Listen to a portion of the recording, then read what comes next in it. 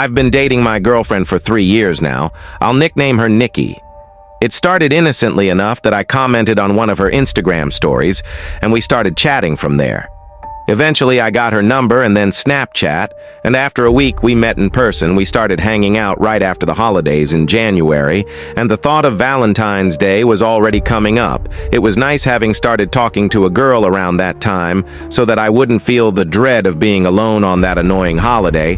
But as Valentine's Day approached and Nikki and I were a few dates in, she confided in me about a stalker situation she'd been dealing with.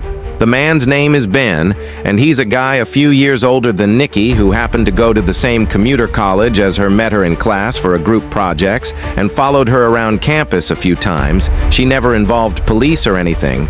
Shockingly, hearing that this guy found out where she lived sent her a bunch of creepy texts, which she ignored. She said she never blocked the number because she wanted to see how far he would go without getting the hints. When I gauged why she was choosing now to bring this to my attention, she said, because he started reaching out to her again specifically for Valentine's Day. As you can see here, he started ramping up the texting again as Valentine's Day approached. She continued to just ignore it and let the texts pile up. But he brought it to the next level when he left a box of Russell Stover chocolates on her doorstep. She knew it was from him because he texted her, "I hope you like the gift I left you." This was when she decided to put an end to it and replied to him a long message which I won't share for her privacy.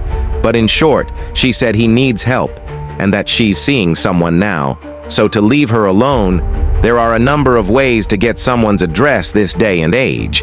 But she was scared that he got it by following her home one day. I did my best to make sure that she knew I wouldn't let him do anything to her. Well, fast forward maybe a few days, and Nikki sent me a concerning screenshot. It was a screenshot of some text from a fake number asking if the guy she was seeing was me. Me, as in he wrote my name. Now I felt involved, and that made me feel moderately uncomfortable to this point. All I've heard of this guy was that he was a very creepy and overly persistent texter and potentially followed the girl. I'm seeing home to her house, and now he's texting her on fake numbers bringing up my name.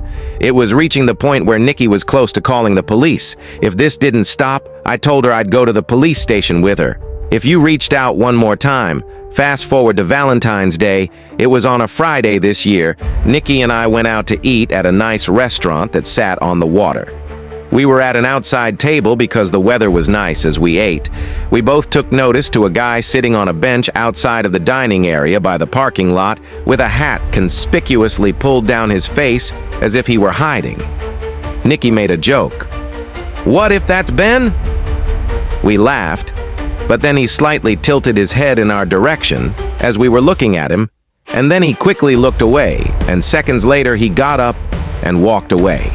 We weren't laughing anymore now, we actually questioned the chances of that actually being him. But after a few minutes, the conversation shifted to something else, and we enjoyed the rest of our time there afterwards. We wanted to keep hanging out. It was Valentine's Day after all, but her parents were home. I had the place to myself, so we went together back to my rental house. We were on the couch, and things were getting a bit more intimate. That's when Nikki pulled away from me and said, "What was that?" I heard it too. Something from outside in the backyard. Want me to go check? I asked. She nodded her head. I went out to the backyard patio, expecting to hear some animals scurrying off.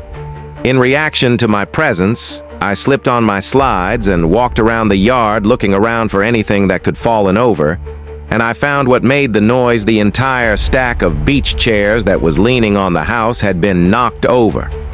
I don't know how that would happen unless someone or something bumped into them. There wasn't even the slightest breeze that night.